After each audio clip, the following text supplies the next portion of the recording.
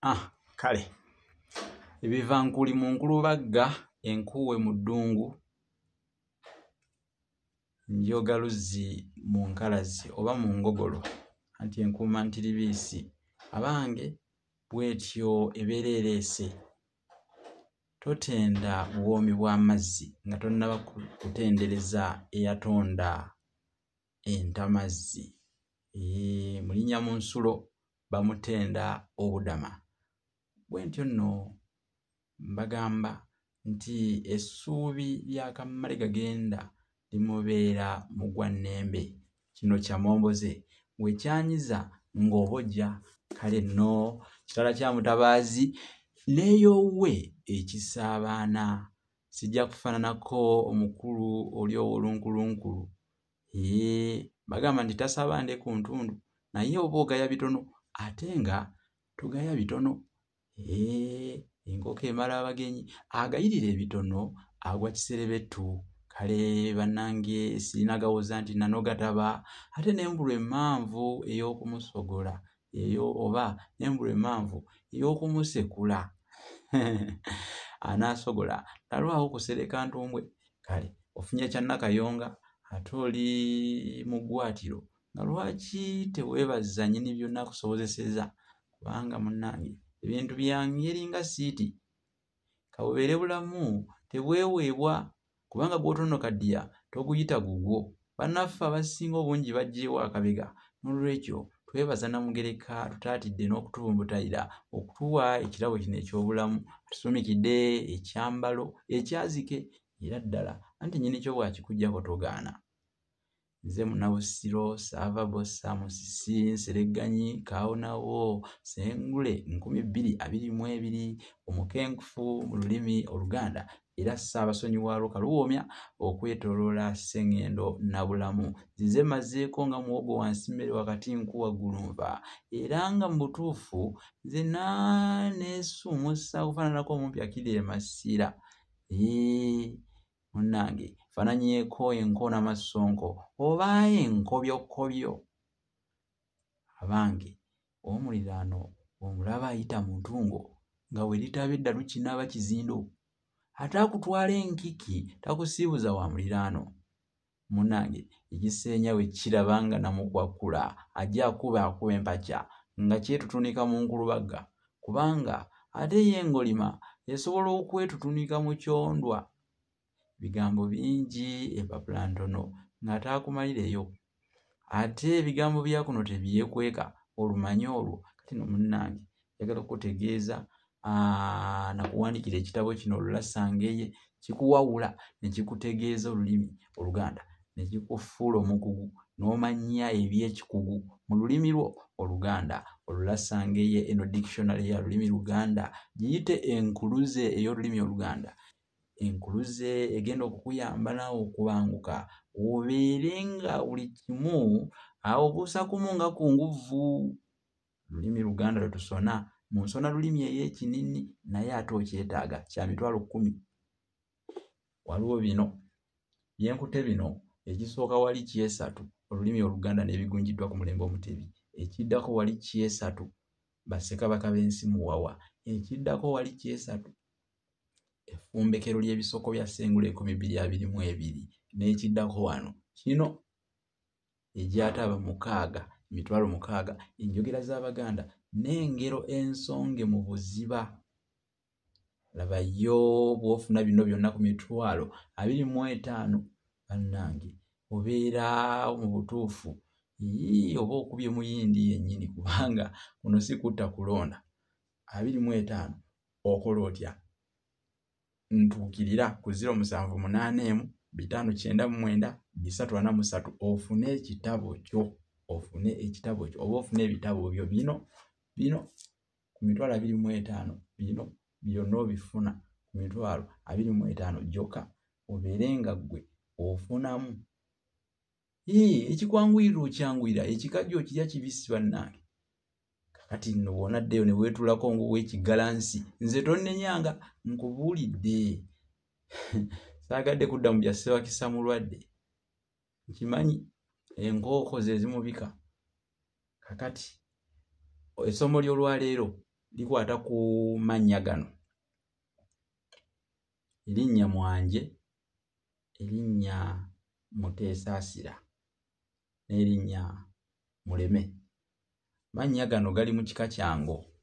Gatandika gatya? Lino essomero liteekeddwamu ensimbi omukulu Mwanje Haruna awangaalira eri e Namulonge.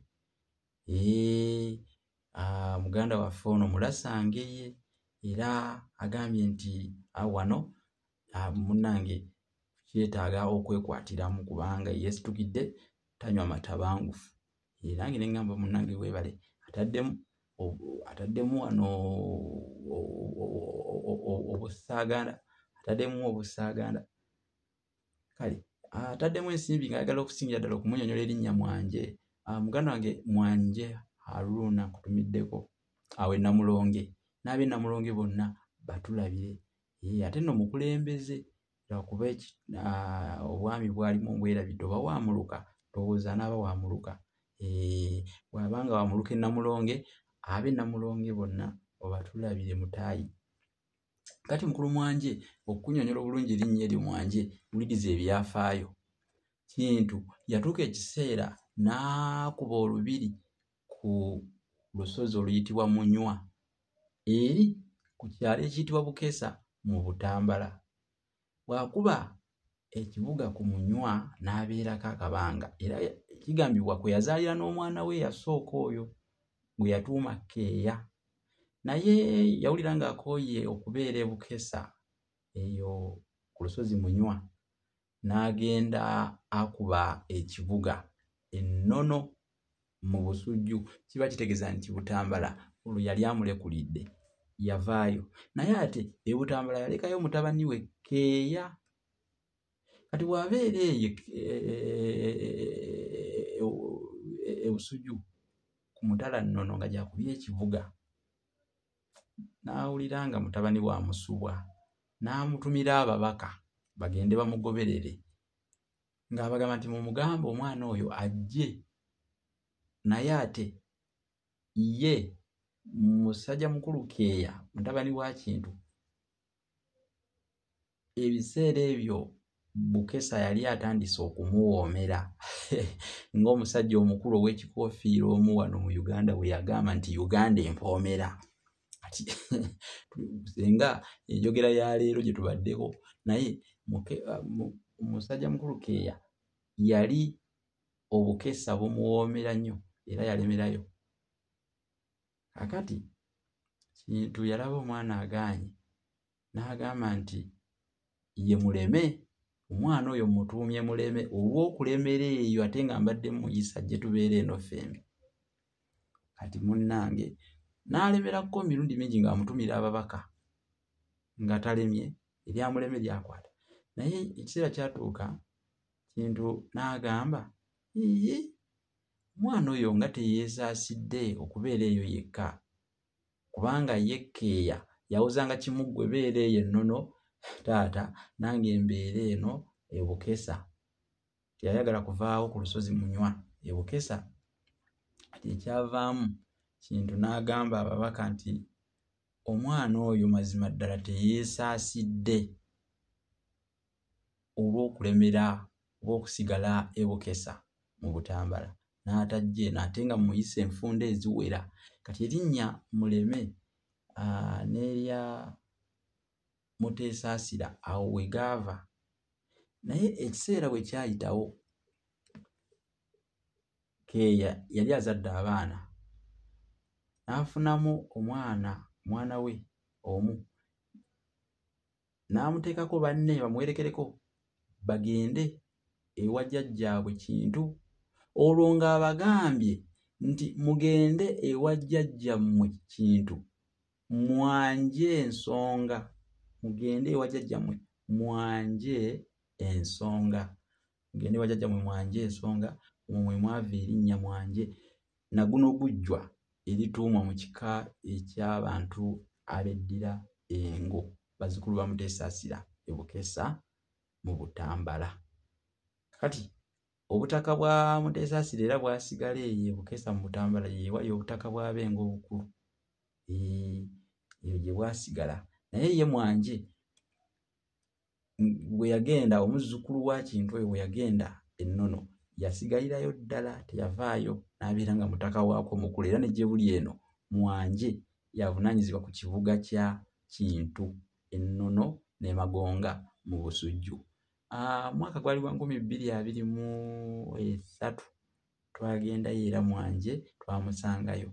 Tyaliko ne bw'aba nga abuze oba nga aseeredde n'ava bazzaako omulala era naye atuula mu kifundiko ekyo kyennyini era aba asigala ayitibwa Mwanje. Naye erinnya Mwanje lituumwa mu kika kino ekyengo. Kale nkunyonyodde bulungi mukulu Mwanje Haruna okitegedde erinnya lyo amakulu gaalyo ne bwe lyatandika oba bwe lyava okuyingira mu kika kino ekyengo. Kati gwampulidde n'onyumirwa ate n'oyigamu kola bw'oti kwata $25 gula ebitabo bino byonna. Bino byonna $25 okola otya? Oyita ku lukomo luno lwokka lwengenda okukusomera ng'obyefunira ku 078 599 343 eyo yokka.